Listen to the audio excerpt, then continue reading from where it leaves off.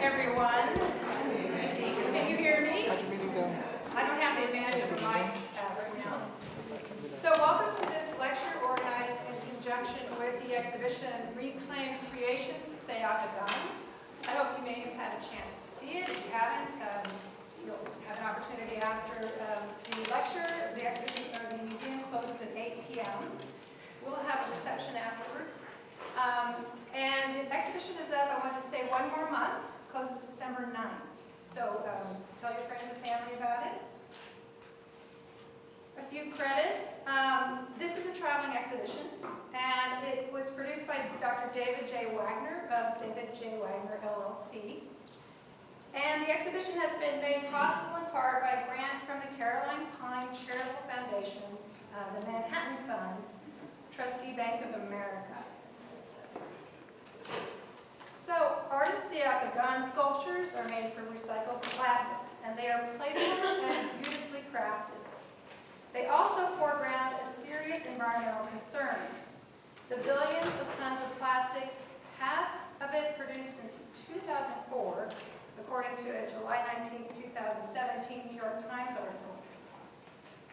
This billions of tons of plastic now fills the Earth's landfills and oceans, threatening vulnerable and precious ecosystems.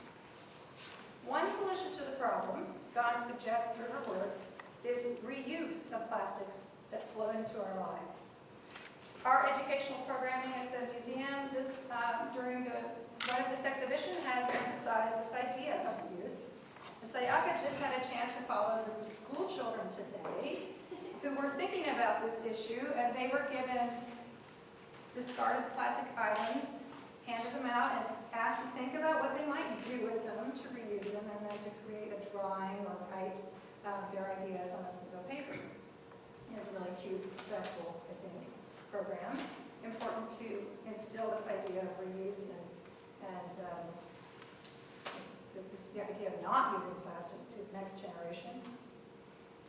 So Ganz is based in Bloomington, Indiana, and she was born in Yokohama, Japan, and grew up living in Japan, Brazil, and Hong Kong.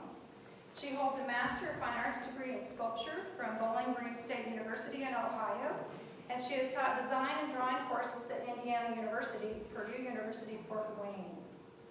Thank you for returning to the museum, Sayaka. She was here in October to present this lecture. And as I said, her talk will be followed by a reception. I hope everybody will have a chance to stay for some drink and some food. And I will note that all the utensils and plates and cups are sustainable. They're all biodegradable. You can feel good about that. Thank you, Sayaka.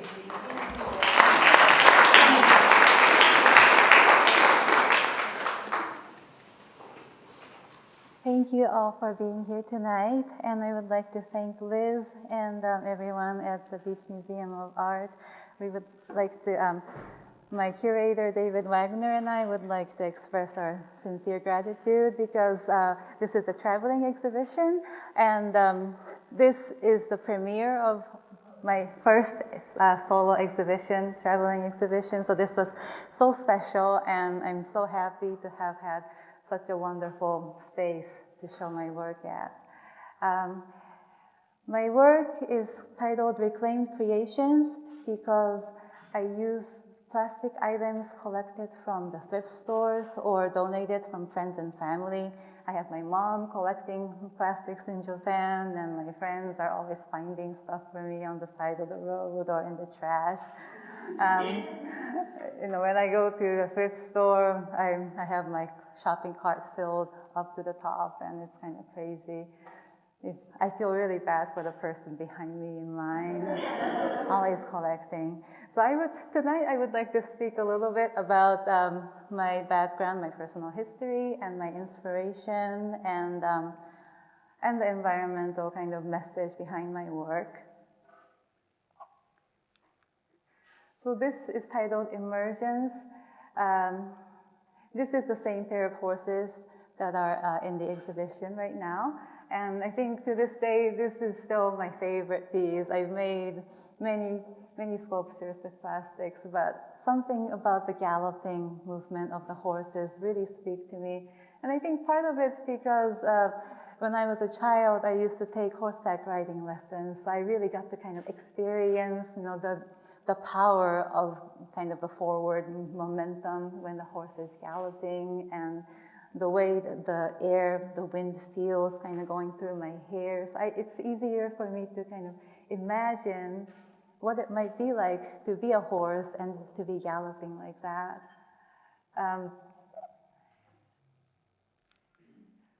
So when you look at the horses from the distance, you can see, the movement and the silhouette of the form of the horse's body.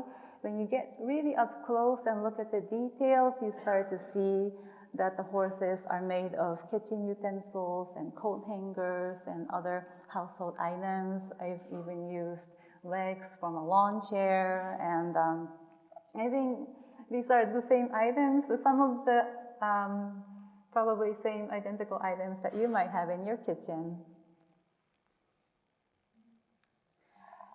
This is my collection system. So I only use items from secondhand shops or collected from friends and donated. I don't buy anything new, and still I have so much materials now that I have two storage units, and they're both garage-sized units. And I think I have maybe 60 plastic bins that are full of various colored plastics. I sort them by color and size. I'm always collecting, so when I see a form that I can potentially use in the future, I'll go ahead and buy everything. And then I sort them into the different bins according to size and color. And when I have enough of one color, then I come up with a project with those materials, and depending on the amount of plastics I have, I can make a large sculpture like the horses, or I can make a bird, and I make my decisions that way. And I don't paint any of my plastics, so the black horse is made entirely with black plastics and clear plastics. The white is made all with white plastics. And that's why when you see my animal sculptures with some kind of backlighting, you can see the plastic has a bit of a glow. It's because the pigments are inside the plastic, so the light can come through. This is what it looks like in my studio. It's a pretty big basement space that I share with my husband, who's also an artist. And here, these are the horses in progress. So you can see the armature, which is the kind of skeletal framework that I make to attach the plastics onto. Because at that size, they get a little bit taller than me. And at that scale, even though plastics, individual items are very light, altogether, they become kind of large and heavy, and they can't really support themselves, so I need a metal framework.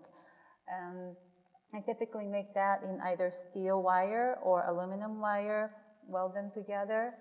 And so at that stage, I really need to make sure that there's enough support structure, and also to make sure that I don't have any lines that contradict the movement that I'm trying to create. So if I'm trying to create a horse that's galloping, then I wouldn't want any real kind of perfectly vertical lines. And that's sometimes hard to do, but with this, I solved the problem by mounting the horses to the wall with the lines leading from the body horizontally instead of having any kind of completely vertical support. And the one foot that's touching the floor in the white horse is, it's a leg, so it kind of makes sense. And then there's a diagonal line leading from that to the wall. So those are the kinds of things I think about when I'm making the structure. And then that takes about half of the time that goes into a sculpture. And the horses took me about 7 months. So that means I spent about a little over 3 months working on the metal. And that's kind of a frustrating part for me.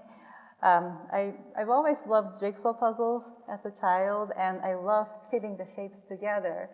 So once I get to the plastic stage, that's really spontaneous, and what I'm doing is I'm turning the objects around in my hand and in my head and imagining what it might look like. I'll attach it and step back and look at it, and then I'll decide if it's going to stay or if it needs to move.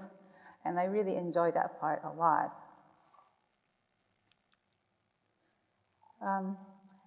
So now going to my personal history. I was born in Japan and spent my early childhood there. And Shintoism is one of the philosophies in Japan, and it's kind of practiced alongside Buddhism for a lot of people. It's an animist belief where we are taught that everything has a spirit or soul, and this is one of the main belief systems. So just about every child kind of grows up hearing stories about how if you throw something away before it's time for them to go, then that pencil that you put in the trash or that stuffed animal is going to cry in the trash at night. So it's a guilt trip, and it works. It worked for me. And I think you kind of develop this vague belief that even if you don't literally believe that this water bottle has a soul, but I still kind of feel like, it might be sad and it might be happy. I guess we associate kind of human feelings to even inanimate and man-made objects. So I think it can be very positive and foster kindness towards just everything in the whole world. But I am also aware that if I don't keep it under control, I'm going to become a hoarder. So I'm very careful about that. And really, I don't hate the plastics. I feel really sad for them because I think these are items that we invented for our convenience, and really we are their creators. And I wish we just produced less instead of just throwing them away so easily. I got my BFA degree from Indiana University in Bloomington, Indiana. And this is one of the sculptures I made during that time. And I was first introduced to welding in a one-day workshop. And it was like a puzzle, existing shapes that I could fit together. And the joints could be quite small. And all you had to do was put enough fillers.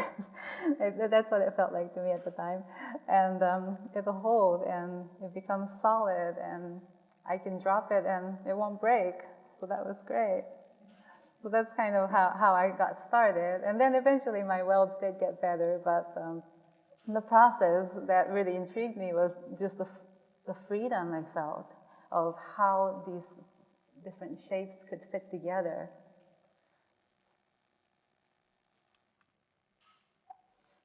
I got my master's degree from Bowling Green State University, and that was, I took a 5-year break between undergraduate and graduate programs, and I taught for a while between, and I continued to make my metal sculptures, but at the time I was starting to feel like my work had become kind of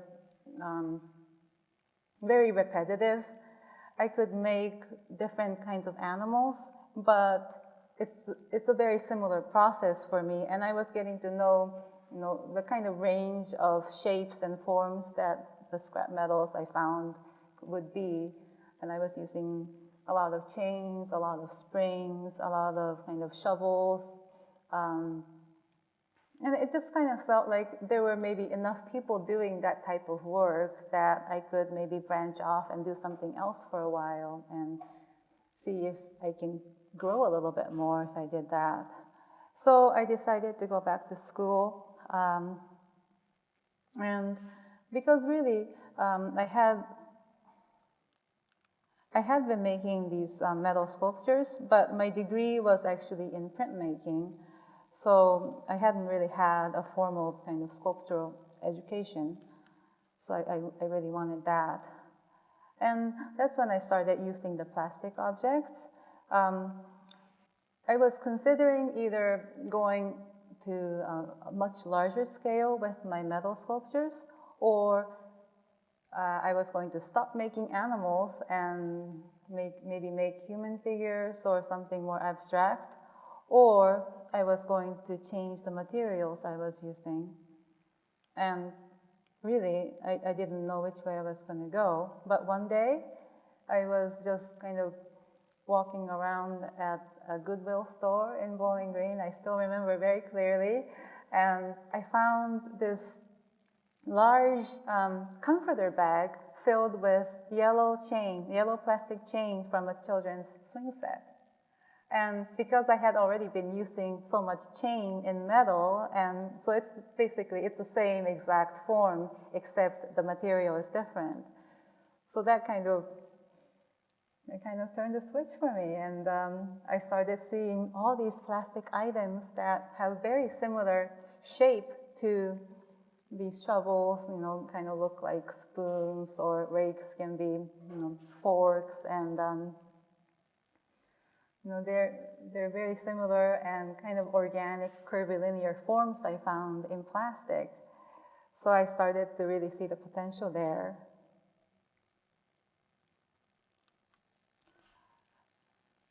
So when I start making these animal sculptures, I usually do an internet search, and I really need views from 3 different angles of a very similar pose.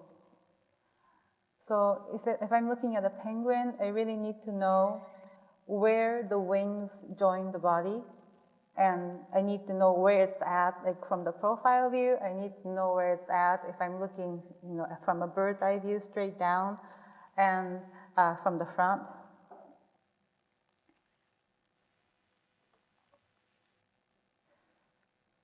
And things like where are their feet? Sometimes pictures really kind of obscure parts, and it's surprisingly difficult to find reference of how the feet look in pictures of birds, because a lot of times they're hidden by grass, or they're hidden by bubbles in this case, and it can be a little frustrating, but those kinds of details are what I spend most time looking for.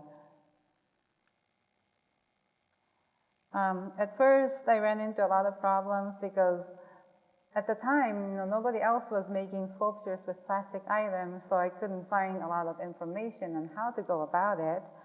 And I experimented with various adhesives. I used, super glue, epoxy, hot glue gun, and the adhesives didn't really work for me. And the structural strength I needed, because my joints, sometimes the objects join together just by one single point instead of a flat surface to flat surface. So yeah, glue just really wasn't the right thing for me. So I started drilling holes and tying things together, and I discovered that doing it that way, it kind of gave me a little bit more flexibility on how the pieces joined, and also my sculptures had more flexibility when being transported, so that I can set the pieces down when I'm working on things, and then they wouldn't be so delicate and want to snap off every time a piece got pushed one way or another. And for the penguins, this armature I'm working on here is for the penguin. So basically I'm making kind of a elongated football kind of shape, and that provides enough support to create the general form of the body. And this material is rabbit fence. But for larger sculpture, I'll use heavier wire, and I'll weld. This one I'm just kind of twisting together.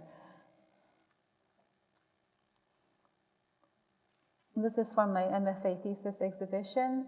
And you can see still the armature inside of the body like this. It goes through from front to back. I don't think, there's nothing in the wings. I just kind of create the wings with the plastics alone. And then behind the body, I created the trail of bubbles just like I saw in the reference photos. And those are made with blue and white coat hangers that I twist. For me, the material doesn't necessarily have to be plastic. I'm using plastic right now. I'm focused on it. And I love working with plastics. But I think I'll be just as happy working with anything that have been discarded.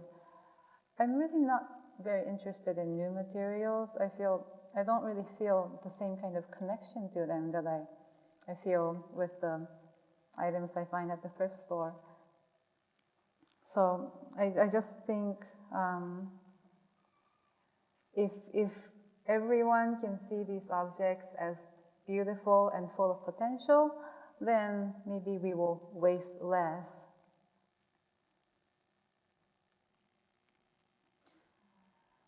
After I received my MFA degree, I built a new website, and a lot of opportunities came from the website, which was really nice. One of them was a commission for 4 small-scale horse sculptures for a home on the Isle of Man. And this was a room especially designed with the recesses in the wall to mount the horses onto. So that was an amazing opportunity I had. Beautiful room. And I also had an opportunity to build a series of 4 sculptures for the Monterey Bay Aquarium in California. And they're making a real effort to educate the public about the pollution, plastic pollution especially, and the marine life in the local area that are being especially affected. So this is a humpback whale to represent the mammals. And this piece is very special to me because I really focused on collecting semi-translucent blue plastic items. And I think when the blue plastic or any color translucent plastic is lit from the back, they glow almost like stained glass. You can forget that they're plastic. It's just so beautiful, and I just loved it. And I think that kind of got me started on creating a series of sea creatures. So this is a permanent installation at the Exploration Tower in Port Canaveral, Florida. And they asked me to make their local species are right whales.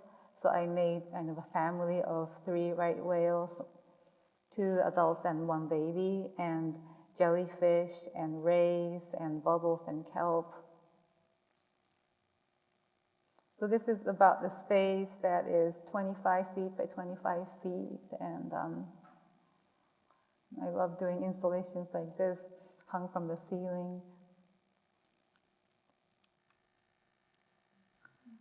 Then, once I started making the jellyfish, I had this idea to put lights inside, and that really changed things too. And I have a friend who's a kinetic sculptor who is really good with electricity and LED technology. So he programmed the LED light discs for me to make them pulsate very slowly. So it looks like the jellyfish are either swimming or breathing. And they just look so much more alive with the lights inside. And I feel, I've also been expanding my vocabulary to incorporate things like bowls and plates and vases, which those kinds of shapes don't really work for horses, for example, because circles are a little bit too complete of a shape, and I need more kind of long, curvilinear things that can turn into brush strokes for animals in motion. But for things like jellyfish, and now I'm making corals, things like that I don't necessarily have to depict in like fast moving kind of situation, then I can use circles and cylinders, and the things like that are very exciting to me because I feel like I'm being more inclusive of these different types of plastics that I feel bad for. And this is another material that I've been experimenting with. This is from a residency program called Art Farm in Nebraska, and I did this back in 2013. I spent a month in Nebraska at the residency, and there is no trash pickup. So every week we would collect all the trash that cannot be composted. We would compost all the food, and we would recycle all the metal things and plastic that's number 1 or number 2 that can be taken to recycling centers. But everything else, like packaging materials, bag of chips, utensils, anything that can't be composted or recycled, we would have to burn. And it was a very sobering experience. And there are all these old vehicles or old appliances, like washers and dryers that don't work. Well, they have nowhere to go. We can't burn them. And unless someone decides to use them in an art project, they sit and sit and sit there. And so that kind of gave me, even more kind of perspective on what needs to happen with the trash and what we consider trash. So this is made from inner tube from a tractor tire. So it's a really, really big tire, and the single inner tube was bigger than me, and I cut it into sections, and I cut out the silhouette of this beautiful tree I just happened to see in the middle of the field all alone. And I made designs with the Sharpie marker, and I punched a lot of various size holes. And this is titled Ichigo Ichie, which is a term used in Japanese tea ceremony, and it means one meeting, one opportunity.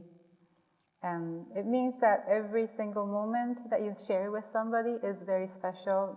Even if you meet the same exact person again tomorrow, the same moment will never come. So it's not to waste any opportunity.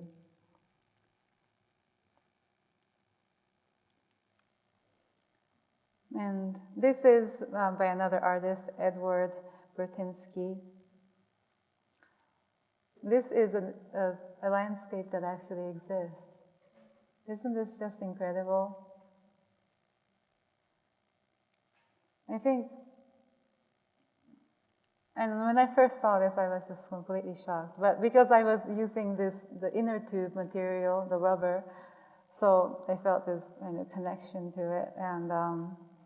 And I think it's very important for us, of course, I would never want to live near a place like this, but it's important for us to know that this exists.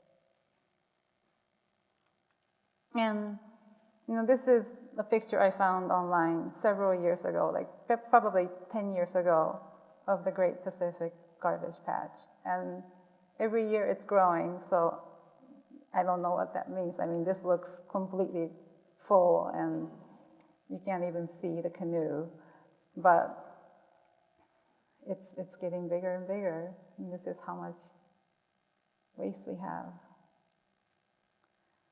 And I think, because we are so far from the ocean here, we're kind of inland, and we don't have to confront this as something we see every day. But again, it's important for us to just be aware of the existence of a problem like this. So I have recently joined an artist collective called Project Vortex, and I think it's very important to me to actively participate in something like this, because it kind of gives me a sense of empowerment, and I feel like I'm doing something positive for the environment to help, in addition to, because sometimes, even though I am using plastic materials, but I'm not actually decreasing the amount of plastic that's out there. And I feel like if I'm doing something additional, I feel better about myself. So this is an international collective of artists, the designers and architects actively working with plastic debris. And there are so many artists out there who do this. So that is one thing that I find that gives me hope. So we support projects that intercept the plastic waste stream in innovative ways, and the work we feature on this site helps support nonprofit organizations around the world who are conducting cleanups of our waters and waterways. So, if you buy something from me on this site, then half of the proceeds will go to Living Lands and Waters. That's the organization that's cleaning the rivers in the Midwest.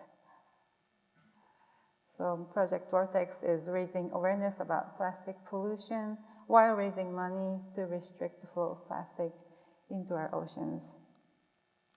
And this is work by Aurora Robinson, who is the founder of the Project Vortex. And we've become friends over the years. And here is what she says on TEDx Peachtree. I love this quote from her.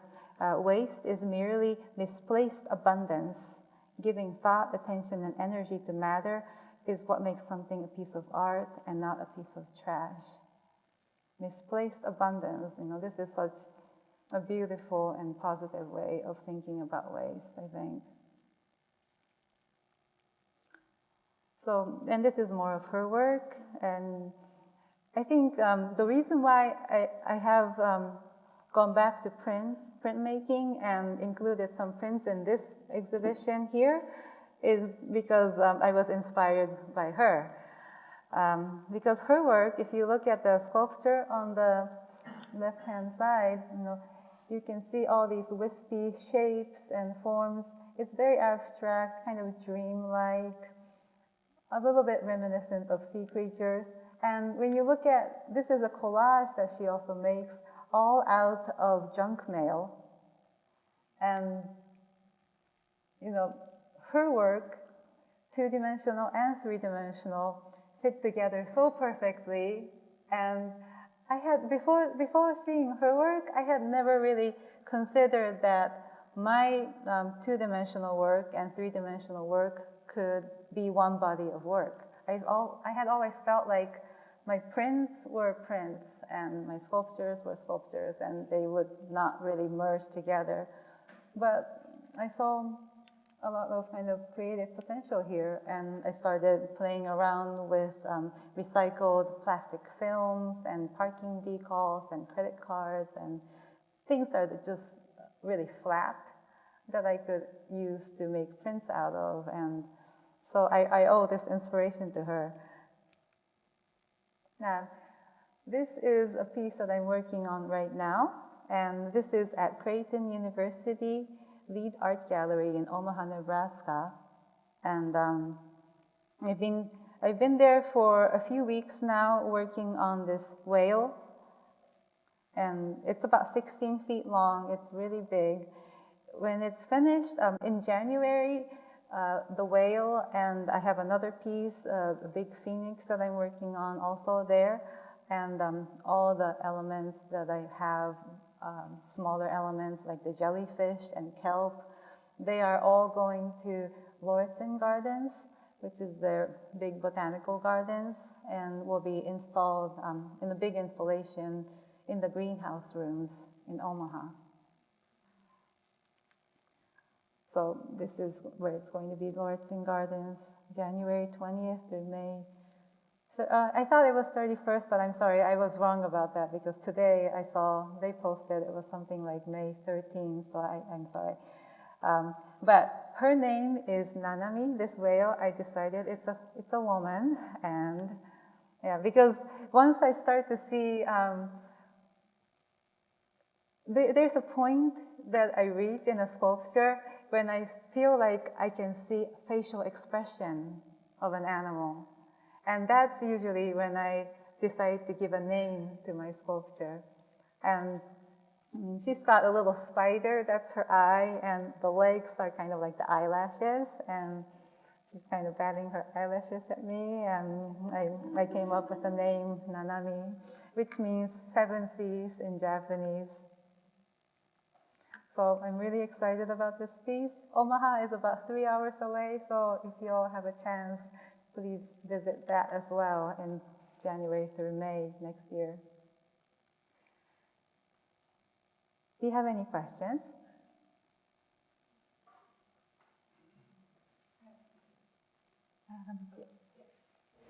Well, I can get it started. I tried to introduce myself. I'm Liz Seaton. I'm a curator here at the museum. You were talking about your printmaking just now, and I was thinking it might be interesting if you told them how you make the plates, because that would, continue what you said about how it relates to your sculpture. Right, yeah. They haven't seen them already, right? Yeah. So I use a substrate, the material called Centra, which is basically a flat sheet of PVC plastic. And usually I would layer a piece of fabric, a scrap piece of fabric, and then I use acrylic medium as glue and also as sealant. So what happens is, so the fabric becomes attached to the backing, and that creates a dark tone because fabric has lots of texture, and it gets wiped like an etching if you're familiar with printmaking processes. So you push the ink into all the textured parts of the plate, and then you wipe it off. But if the surface is very textured, then a lot of ink gets caught in the texture, and when you run a piece of paper with it through the press, then it comes out dark. So, and then I put, for example, a piece of plastic film from, my dad's collecting plastic film from one of the back pain patches that he uses, and then, it's like a Band-Aid. You peel off a piece of film, and then, you put it on your back, right? So the piece of film has this wavy kind of cut to make it easy for people to peel, and that's the shape I'm looking for. I want this wavy things. So I've been collecting them. Well, my dad's been collecting them for me, and so I might glue something like that onto the fabric. And where that's on the fabric, because the plastic surface is really smooth, so the ink wipes off. And when you run that through the press, then the part of the plate with the plastic will wipe off white, and the rest will be black. And so I start building that way. If I want to make something really light, then I will use something very smooth like plastic, or you can also use like thin sheets of metal, anything that's really easy to wipe off the ink completely. And if I want something to be dark, I will use a piece of fabric. If I want gray, paper is usually really nice for gray tones, like Japanese rice paper, or I've also used paper towel, or one of those paper coffee, what's it called? Coffee cup? Yeah. And I also collect the green plastics from sushi or bento box. That's a grassy shaped with a striped kind of texture. And that really prints, those stripes and the zigzag of the edges. So I think even in two-dimensional work, I work best when I have existing shapes that I have to work with. And I think of them kind of like my friends and collaborators. So, I'm kind of lost if somebody gives me a lump of clay and tells me I can do anything with it, then I don't know what to do with it. But if I have puzzle pieces, then I can work and turn it into something.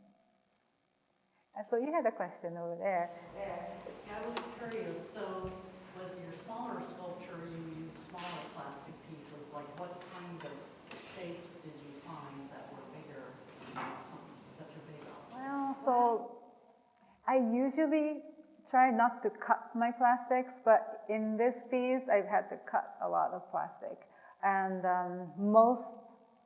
I would say there are 7 sleds and baby bathtubs and a car bumper that I found on the side of the road, ice scrapers, swim fins, and with a piece this big, I usually start out by trying to use largest pieces of plastic first, because those are the pieces that can really only go certain places. And I'm at the point where I'm just about to start using the smaller items, like the kitchen utensils or toys. And I also have a lot of stretched coat hangers, and those are going to be the final thin brush strokes that I'll add at the very end. I probably have 40 of them, but they'll just kind of disappear, and they only create like very subtle effect of movement. They almost become invisible because they're so small compared to everything else. So you say you drill holes and you tie them together with wire. And when you attach them, do you try to keep it pretty rigid rather than for some little movement? And did you ever use glue at all for any reason in combination with it? I really have never used glue. The kind of wire I end up using is like the same kind of wire that you find on Christmas lights. And I end up disassembling a lot of old Christmas lights, but those are pretty limited in the colors that I find. So, you know, I have a lot of green and white, but other colors are a little bit harder to find. And I get those out of computer cables or appliances, any kind of electronic toys that I find that I take apart. If the wire is the right thickness, I'll use it. And I've also been using zip ties, and those work really well too. And I really, you know, I think, I don't even know how many knots I've made, because there are so many per project, probably something like 20,000. So I'm very good at making tiny little knots, and I can make them pretty tight. You're welcome. You may have said this, but as you began your work, did you start looking at objects and picturing how you could use them? Or did you find an image or, you know, something you chose to make as your sculpture and then start looking for the pieces? I'm always looking for parts, for plastic items. And I think when I'm looking for a specific shape, I almost never find it at the thrift store, because it's not like, you know, I'm looking for a new item and I can go online and find something. So usually it's kind of very mysterious even to me that like I can find things that I need inside of my collection, but I have a large enough collection, I think, at this point. I do end up making the decision about like a pose or the animal that I want to make before I start even thinking about the plastics. But I am aware of how much of what color I have, so that, you know, if I really just don't have blue, then I won't choose to make a blue animal at the time. But because I have to make the metal armature before I start attaching the plastics, and that really dictates what kind of pose it's going to be, and I really can't make changes to that after I start. They don't fade or anything, like if they're in a really well-lit environment, they maintain their color. No, I think eventually they will. And yeah, you know, people say plastics last forever, but really they only last about 20 years probably in the form that they're in. And I think what scientists mean when they say plastics last forever is that, you know, they may crack and crumble and become smaller particles, but they don't completely disintegrate and, you know, turn back into oil on their own or something. I don't know, maybe they do eventually in like a million years, but I think that's what it means. And what does most damage to plastics is the UV light. So my work cannot be displayed outside. And even indoors, I usually recommend UV glass, no direct sunlight, because that's what does most damage. And then the plastics will become brittle and start to crack. But I feel like, I feel like we, you know, human beings have done a lot of damage by trying to make things last forever. So I think it's not my job to make my work last forever.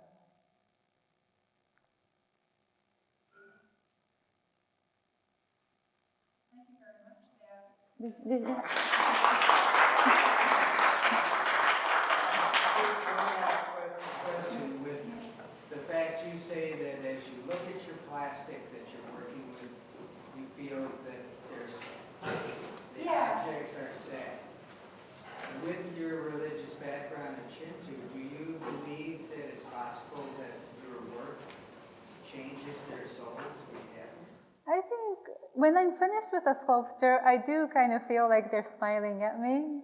And that's when I decide that it's finished, when I can see the smile. Thank you all.